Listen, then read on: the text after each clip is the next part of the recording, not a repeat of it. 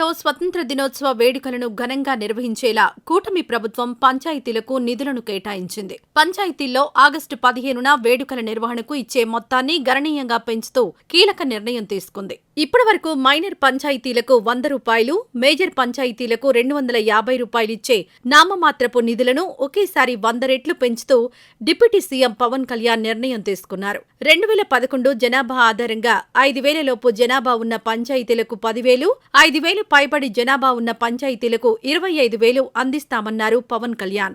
ఈ మొత్తంతో స్వతంత్ర దినోత్సవం రోజున కార్యక్రమాలు నిర్వహించాలని కోరారు. జనవరి 26న గణతంత్ర దినోత్సవ కార్యక్రమాలకు ఇదే విధంగా 10,000, 25,000 రూపాయల చొప్పున నిధులు అందిస్తామన్నారు. జెండా వందనం చేసేలాగా రాష్ట్రంలోని ఎన్డీఏ ప్రభుత్వం నిర్ణయం తీసుకుంది.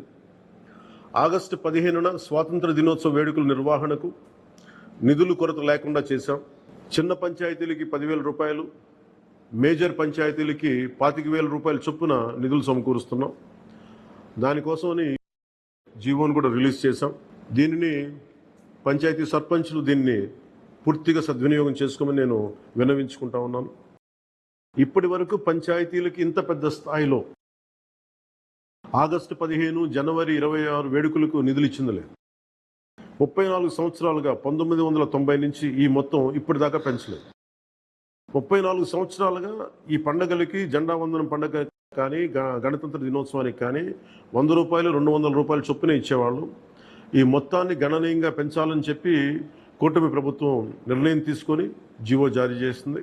డిప్యూటీ సీఎం పవన్ కళ్యాణ్ ని ఇటీవల పలువురు సర్పంచులు కలిసిన సందర్భంలో స్వతంత్ర దినోత్సవం, రిపబ్లిక్ డే నిర్వహణ కూడా కష్టంగా ఉందని వాపోయారు. జెండా పండుగను ఘనంగా చేసేందుకు కూడా తగినన్ని నిధులు ఉండడం లేదని తెలిపారు. దీంతో దీనిపై సమీక్షించి ఈ మొత్తాలను పెంచడంతో పాటు జాతీయ వేడుకలైన స్వతంత్ర దినోత్సవం, గణతంత్ర దినోత్సవాల విశిష్టత ఉట్టిపడేలా కార్యక్రమాల నిర్వహణ ఉండాలని ఆదేశించారు. పంచాయతీ పరిధిలో ఉన్న ప్రభుత్వ పాఠశాలలు, ప్రైవేట్ పాఠశాలల విద్యార్థులకు ఆగస్టు 15 విశిష్టత, రాజ్యాంగ విలువ, స్థానిక సంస్థల పాలన లాంటి అంశాలపై వ్యాసరచన, క్విజ్, డిబేట్ లాంటి పోటీలు నిర్వహించాలని కోరారు. 15 నాటి వేడుకల్లో అందరి భాగస్వామ్యం ఉండాలి.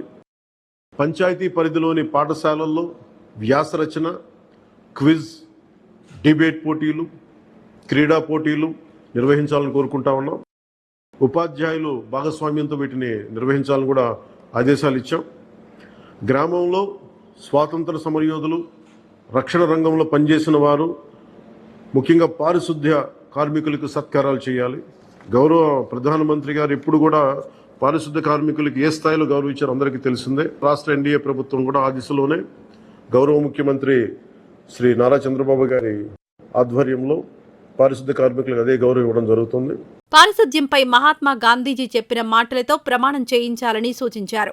మొత్తం మీద పవన్ కళ్యాణ్ తన మార్క్ పాలనతో పంచాయతీరాజ్ శాఖలో తీసుకొచ్చిన ఈ విప్లవాత్మకమైన మార్పుపై సర్పంచులు హర్షం వ్యక్తం చేస్తున్నారు. ఈ వీడియో నచ్చితే లైక్ చేయండి. అలాగే మా ఛానల్ ని ఫస్ట్ టైం కనుక చూస్తున్నట్టయితే ఇప్పుడే సబ్స్క్రైబ్ చేసుకుని పక్కనే ఉన్న గంట సింబల్ ని యాక్టివేట్ చేసుకోండి. అప్పుడే మేము పెట్టే ప్రతి వీడియో మీకు నోటిఫికేషన్ గా వస్తుంది. అలాగే ఈ వీడియో పూర్తిగా చూసినందుకు ధన్యవాదాలు.